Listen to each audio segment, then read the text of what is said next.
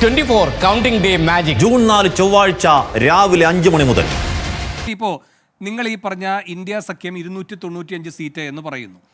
അതിലിപ്പോൾ അഖിലേഷും തേജസ്വിയും ഒക്കെ പറഞ്ഞ കണക്കുകളിലേക്ക് വരാം. അതിനു മുമ്പ് നിങ്ങളുടെ പവാറും ഒക്കെ പറഞ്ഞ കണക്കുകളിലേക്ക് വരാം. അതിനു മുമ്പ് നിങ്ങൾ പറഞ്ഞ 2 സംസ്ഥാനങ്ങളുമായി ബന്ധപ്പെട്ട കണക്ക്, കർണാടകവും തെലങ്കാനയും അല്ലേ? കർണാടക നിങ്ങൾ പറഞ്ഞത് 15 സീറ്റാണ് കഴിഞ്ഞ ദിവസത്തെ ഇന്ത്യ സഖ്യത്തിൻ്റെ യോഗത്തിൽ പറഞ്ഞത്. അവിടെ 15 ഏറ്റവും കുറഞ്ഞത് കിട്ടാം. തെലങ്കാന 10 അല്ലേ? ഇങ്ങനെയാണ് നിങ്ങളുടെ കണക്കുകൂട്ടൽ.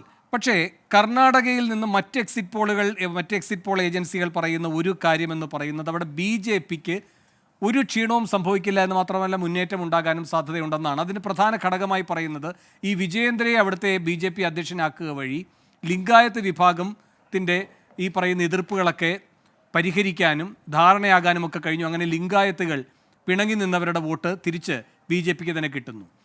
ഈ JDSനെ കൊണ്ടുവന്നത് വഴി ഒക്കലിക വിഭാഗത്തിൻ്റെ അധിക വോട്ടുകൾ കൂടി കിട്ടുന്നു.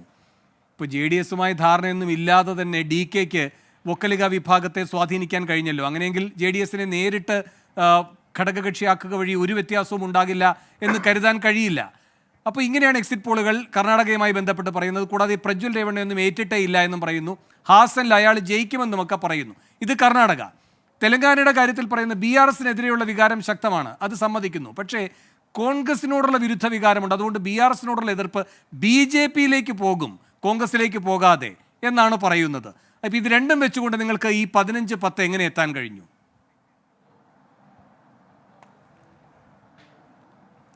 വേണ്ടി ഞാൻ അതിലേക്ക് വരാം. അതിനു മുമ്പ് താങ്കൾ ചോദിച്ച ഒരു എഞ്ചിനീയറിംഗ് ബാക്ക്ഗ്രൗണ്ട് ഉള്ള ഒരാളെന്ന നിലയിൽ താങ്കൾ ചോദിച്ച ഒരു ചോദ്യത്തിന് മറുപടി പറയട്ടെ. താങ്കൾ പറയുന്നത് വോട്ട് ഷെയർ കൂടിയാൽ അഥവാ പെർസെൻറ്റേജ് കൂടിയാൽ സീറ്റ് കൂടുമോ എന്നുള്ളതാണ്.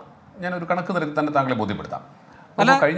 ഞാനതിൽ വ്യക്തത വരുത്തുകയും ചെയ്തു കേട്ടോ, അങ്ങനെ ഉണ്ടാവണമെന്നില്ല എന്ന്. അങ്ങേക്ക് തുടരാം. ഞാനൊന്ന് ക്ലാരിറ്റി എത്തിക്കോട്ടെ.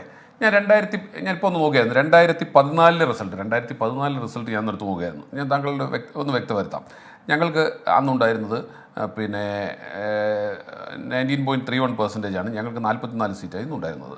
അവിടെ ഞാൻ വ്യത്യാസം ബോധ്യപ്പെടുത്താൻ വേണ്ടി മാത്രം നോക്കൂ. അവിടെ AIADMKക്ക് 3.27% വോട്ടാണ് ലഭിച്ചത്. പക്ഷേ അവർക്ക് 37 സീറ്റ് കിട്ടിയിട്ടുണ്ട്. സമാജ്വാദി പാർട്ടിക്ക് 3.37% വോട്ട് കിട്ടിയിട്ടുണ്ട്. പക്ഷേ അവർക്ക് 5 സീറ്റേ ഉള്ളൂ. തൃണമൂൽ കോൺഗ്രസ്സിന് 3.84% വോട്ടേ ഉള്ളൂ. പക്ഷേ 34 സീറ്റ് കിട്ടിയിട്ടുണ്ട്.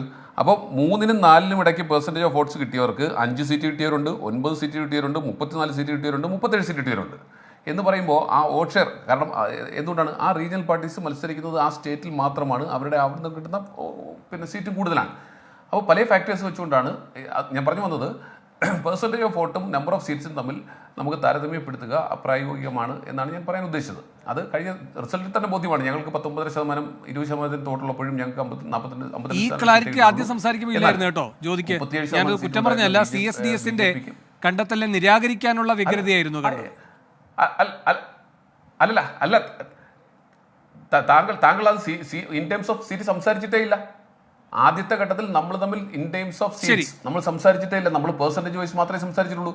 അപ്പോഴും അവിടെ താങ്കൾ മനസ്സിലാക്കണം, അവിടെ കോൺഗ്രസിനും ഞാൻ പറഞ്ഞിരുന്നല്ലോ, കോൺഗ്രസിനും BJPക്കും സീറ്റ് വർദ്ധിക്കുന്നുണ്ടെന്ന് നമ്മൾ പറയുകയും ചെയ്തിരുന്നു. അപ്പോൾ ഞാൻ പറഞ്ഞത് താങ്കൾ അത് സീറ്റിലേക്ക് കൺവേർട്ട് ചെയ്യുന്നതിന് കറസ്പോണ്ടിങ് ആയി, അതായത് പെർസെൻറ്റേജ് ഓഫ് വോട്ട് കൂടുന്നതിന് കറസ്പോണ്ടിങ് ആയി സീറ്റ് വർദ്ധിക്കുമോ എന്നുള്ളത് ചോദ്യത്തിന് ഉത്തരമാണ് ഞാൻ ഇപ്പോൾ പറഞ്ഞത്. ശരി, ഇവിടെ നമ്മുടെ BJPയുടെ പ്രതിനിധി ശ്രീ രാജേഷ് പറഞ്ഞത് ഇന്ത്യ മുന്നണിയിലെ തർക്കത്തെ സംബന്ധിച്ചൊക്കെയാണ്.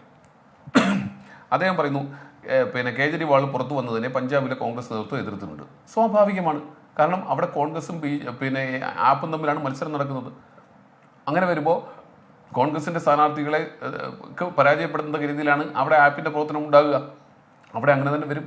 പക്ഷേ ഡൽഹിയിലെ കോൺഗ്രസ് മത്സരിക്കുന്ന സീറ്റുകളിൽ പോലും ശ്രീ അരവിന്ദ് കെജ്രിവാൾ പോയി പ്രചാരണം നടത്തിയിട്ടുണ്ട് കോൺഗ്രസിന് അനുകൂലമായി.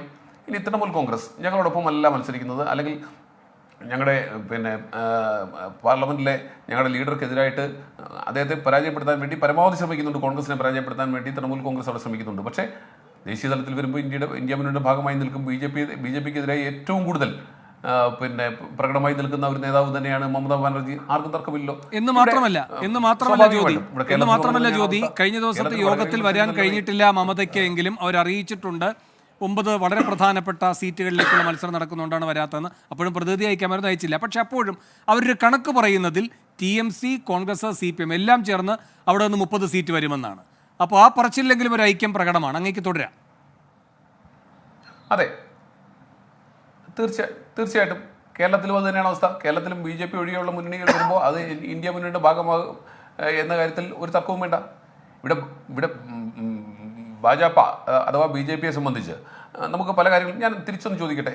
ഇപ്പോൾ താങ്കൾ എന്നോട് ചോദിച്ച JDS കർണാടകത്തിൽ അവരോടൊപ്പം ചേരുന്നു എന്ന് പറയുന്നു. ആ JDS കേരളത്തിൽ എവിടെയാണ് നിൽക്കുന്നത്? ആ JDS BJPയോടൊപ്പം ഉണ്ടോ? അവിടെ ഒരു വൈരുദ്ധ്യമില്ലേ രാഷ്ട്രീയത്തിൽ? സ്വാഭാവികമാണ്. ഓരോ സ്റ്റേറ്റിലേക്കും വരുമ്പോൾ അങ്ങനെ വ്യത്യസ്തമായ നിലപാടുകൾ സ്വീകരിക്കാറുണ്ട്. ഇപ്പോൾ NCP മഹാരാഷ്ട്രയിൽ ഞങ്ങളോടൊപ്പമാണ്, കേരളത്തിൽ വരുമ്പോൾ അത് LDFിൻ്റെ ഭാഗമാണ്. അപ്പോൾ സംസ്ഥാനാടിസ്ഥാനത്തിൽ ചില വ്യത്യാസങ്ങൾ BJP മുന്നണിയിലും ഉണ്ടാകാറുണ്ട്, പിന്നെ ഇന്ത്യ മുന്നണിയിലും ഉണ്ടാകാറുണ്ട് എന്നതിനെ സംബന്ധിച്ച് ഞാൻ സൂചിപ്പിച്ചു എന്ന് മാത്രം. ശ്രീ ജോസൂട്ടി പറഞ്ഞതുപോലെ ഇവിടെ സ്വാഭാവികമായിട്ടും ഞാൻ ഈ സർവേ ഒന്നും അതുപോലെ അടച്ചാക്ഷേപിക്കാനോ തള്ളിക്കളയാനൊന്നും ആളല്ല. പക്ഷേ ഇവിടെ മുൻകാലങ്ങളിലൊക്കെ വ്യത്യസ്തമായി ഒരേ പാറ്റേണിലെ സർവേ റിസൾട്ട് വരുമ്പോൾ അതിനകത്ത് എന്തൊക്കെയോ നമുക്ക് ചീഞ്ഞു നടന്നുണ്ടോ സംശയിച്ചാൽ അവരെ കുറ്റപ്പെടുത്താനാകില്ല. ഒരേ രീതിയിൽ തന്നെ പണ്ടൊക്കെ എങ്ങനെയാണ് താങ്കൾ ഞാനും ഒക്കെ കണ്ടിട്ടുള്ളത്, എല്ലാ സർവേകളിലും വരുന്നത് വളരെ വ്യത്യാസം ഉള്ള സർവേകൾ വരാറുണ്ട്. നമ്മളതിൽ ഏറ്റവും പ്രിസിഷൻ ആക്യുറേറ്റ് ആയിട്ടുള്ളത് ഏതാണെന്ന് നമ്മൾ തീരുമാനിക്കുന്നത് പിറ്റേന്ന് റിസൾട്ട് വന്നു കഴിയുമ്പോഴാണ്. ഇവിടെ ഒന്നിനും ഒരു വ്യത്യാസമില്ല. എല്ലാവരും പറയുന്നത് എന്താണ്, 350 സീറ്റ് BJP മുന്നണിക്ക് ലഭിക്കുമെന്ന്, 150 സീറ്റ് കോൺഗ്രസ് മുന്നണിക്ക് ലഭിക്കുമെന്ന് എല്ലാവരും ഒരുപോലെ കണ്ണടച്ചുകൊണ്ട് പറയുകയാണ്. അവിടെയൊക്കെയാണ് നമ്മളെ സംബന്ധിച്ച് സംശയം ജനിപ്പിക്കുന്നതും.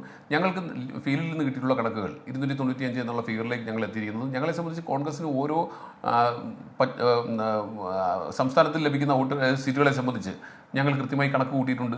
വിധി ദിനത്തിൽ 24 മാജിക് ജൂൺ 4 ചൊവ്വാഴ്ച രാവിലെ 5 മണി മുതൽ 24-ൽ.